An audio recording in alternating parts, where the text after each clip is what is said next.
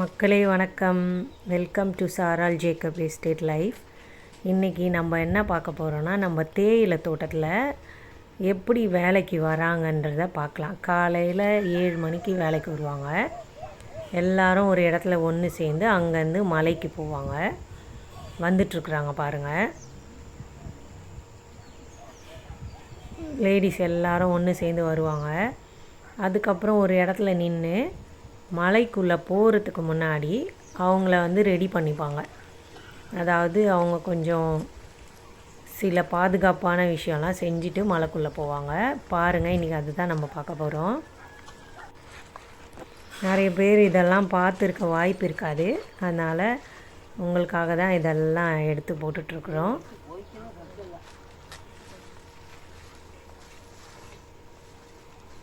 முதல்ல polythene sheet ஒன்று எடுத்து அவங்க ட்ரெஸ்ஸுக்கு மேலே கட்டிப்பாங்க கயிறு வச்சு. எதுக்குன்னா, தேயிலை தோட்டத்துக்குள்ளே போகும்போது செடிகளை தாண்டி உள்ளே போகணும். அப்போது என்னாகும், சில நேரத்தில் ட்ரெஸ்ஸு கிழியலாம், இல்லைன்னா ஏதாச்சும் பூச்சி இல்லை எதுனா கீறலாம். அதுக்காக பாதுகாப்புக்கு இதை கட்டிப்பாங்க. மழை வந்தாலும் நனைய மாட்டாங்க. இந்த ஷீட்டு அதுக்காகவே இவங்க கட்டிப்பாங்க நல்லா. நம்ம ரெயின் கோட்லாம் கொடுத்தோம், ஆனால் அது என்ன ஆகுது, அந்த டீ புஷ்குள்ளே போகும்போது கிழிஞ்சிடுது. அதனால் இந்த மாதிரி திக்கு ஷீட்டு கட்டினாங்கன்னா அவங்களுக்கு ரொம்ப நாளைக்கு வருது, பாதுகாப்பாகவும் இருக்குது. அதுக்கப்புறம் மழை காலத்தில் அட்டை இருக்கும் தோட்டத்துக்குள்ளே. சும்மா ரோட்டில் நடந்து போனாலே அட்டை ஏறும் காலில். அப்போது தேயிலை தோட்டத்துக்குள்ளே போனால் நல்லாவே ஏறும். அதுக்கு இவங்க என்ன பண்ணுவாங்க, டெட்டால் இல்லைன்னா சோப்பு ஒரு பஞ்சில் நனைச்சி வச்சுட்டு கால் ஃபுல்லாக தடவிப்பாங்க. அப்படி தடவிட்டு உள்ளே போகும்போது இந்த அட்டை அந்த ஸ்மெல்லுக்கு ஏறாது. அதனால் நல்லா தடவிப்பாங்க. இங்கே பாருங்கள், எல்லோரும் ஒரு சின்ன பேக் வச்சுட்டு அதில் வச்சுருக்குறாங்க. அதை எடுத்து கால் ஃபுல்லாக தடவிப்பாங்க. இது ஒரு பாதுகாப்பான ஒரு இது.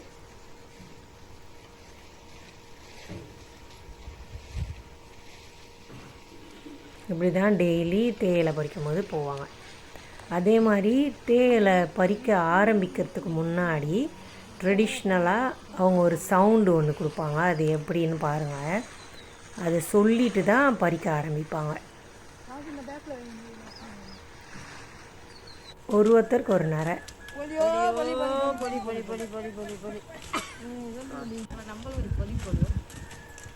இப்படி காலையில் சொல்லிட்டு தான் தேயிலை பறிக்க ஆரம்பிப்பாங்க. ஒவ்வொருத்தருக்கு ஒரு நரைன்னு அவங்களே செலக்ட் பண்ணிவிட்டு அதில் எடுப்பாங்க.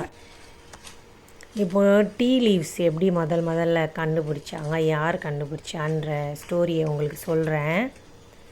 டீ லீவ்ஸ் முதல்ல சைனாக்காரங்க தான் கண்டுபிடிச்சிருக்குறாங்க. அவங்க இதை ஒரு மூலிகை செடியாகவும் ஒரு மெடிசினல் பிளான்ட்டாகவும் தான் முதல்ல நினச்சாங்க. அதுக்கப்புறம் சைனாவுக்கு ஜப்பான்காரங்க இந்த புத்த மதத்தை போதிக்கிறதுக்காக வந்திருக்குறாங்க. வந்தப்போ பார்த்ததுக்கு அவங்க இதை பார்த்துட்டு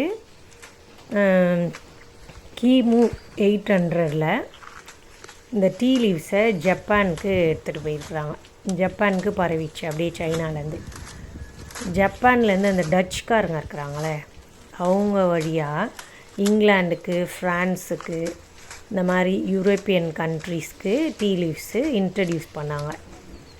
அதுக்கப்புறம் பார்த்திங்கன்னா, இந்தியாவிலருந்தும் சைனாவிலருந்தும் கொண்டு வரப்பட்ட டீ லீவ்ஸை ஒரு எக்ஸ்பிரிமெண்ட்டாக ஸ்ரீலங்காவில் வச்சுருக்குறாங்க.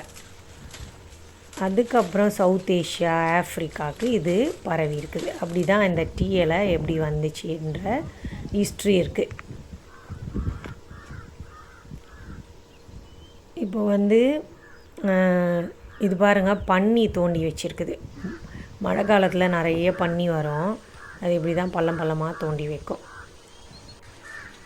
இன்றைக்கி வாழைத்தாறு ஒன்று முத்தி இருக்குது, அதை வெட்ட போகிறோம். அதுக்கப்புறம் டீ லீவ்ஸை பற்றி சொல்கிறேன். டீ ப்ளக்கிங் எப்படி பண்ணுவாங்கன்னா, மனுஷங்க ரொம்ப எலசான இலையும் அதோட பட்ஸையும் பறிப்பாங்க. இதில் சில வகை இருக்குது டீ லீவ்ஸில். பெஸ்ட்டு டீ எப்படி எடுப்பாங்கன்னா, fine black tea, green tea எப்படி எடுக்கிறாங்கன்னா, முதல்ல 2 இலை, இந்த துளிர் மேலே இருக்கும்ல, அந்த 2 இலையும் ஒரு புது பட் எடுத்தாங்கன்னா அதுதான் black tea, green tea use பண்ணுறது. ஒயிட் டீக்கு வந்து வெறும் அந்த பட்டு மட்டும் பறிப்பாங்க.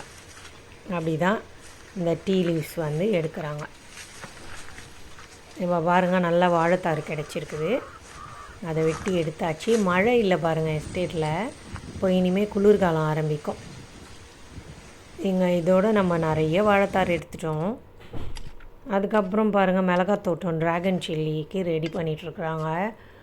மற்ற இடத்துலலாம் இன்னும் கன்று வைக்காத இடத்துக்கெலாம் ரெடி பண்ணிவிட்டு மழை தண்ணி ஓடுறதுக்கு இந்த வழி வெட்டி விடுறாங்க பாருங்கள், தண்ணி நிற்காமல் இருக்கிறதுக்கு. அதுக்கப்புறம் இந்த ஒவ்வொரு கன்றுக்கும் வந்து மண் அணைச்சி விட்ருக்குறாங்க. மண் பெரிய மழையில் கரைஞ்சி ஓடிச்சுல, ஒரு செடிக்கும் மண் அணைச்சி விட்டுட்டு குச்செல்லாம் நல்லா ஸ்ட்ராங்காக இருக்குதான்னு பார்த்து எல்லாத்தையும் பாதுகாப்பாக வச்சுருக்குறாங்க. மண் அணைக்கிறாங்க பாருங்கள் எப்படி, அப்போ தான் செடிக்கு பாதுகாப்பு. மர அணில் பார்த்திங்கன்னா பப்பாயாவை கடிக்குது. ஒரு பழத்தை சாப்பிட்டுட்டு போனால் பரவாயில்ல. சில பேர் சிஸ்டர்ஸ் சொல்கிறீங்க, பாவம் அது வாயில் அது ஜீவன் சாப்பிட்டோன்னு. அதுங்க சாப்பிட்ட மீதி தான் நாங்கள் சாப்பிட்றோம். உண்மையாகவே வாயில்லாத ஜீவன் தான் நம்ம நினைக்கிறோம். ஒரு பழத்தை 2 பழத்தை சாப்பிட்டா பரவாயில்ல, எல்லாத்தையும் சாப்பிட. டூரியன் மரத்துலலாம் எவ்வளோ அநியாயம் பண்ணோம் தெரியுமா? ஒரு பழம் எங்களுக்கு கிடைக்காது. டூரியன் மரம் அவ்வளோ பெரிய மரம், எல்லாத்தையும் கடித்து பெரிய நஷ்டத்தில் போட்டுரும். அதுதான் விவசாயிங்களுக்கு அந்த கஷ்டம் தெரியும். அவ்வளோதான் மக்களே. தேங்க்யூ.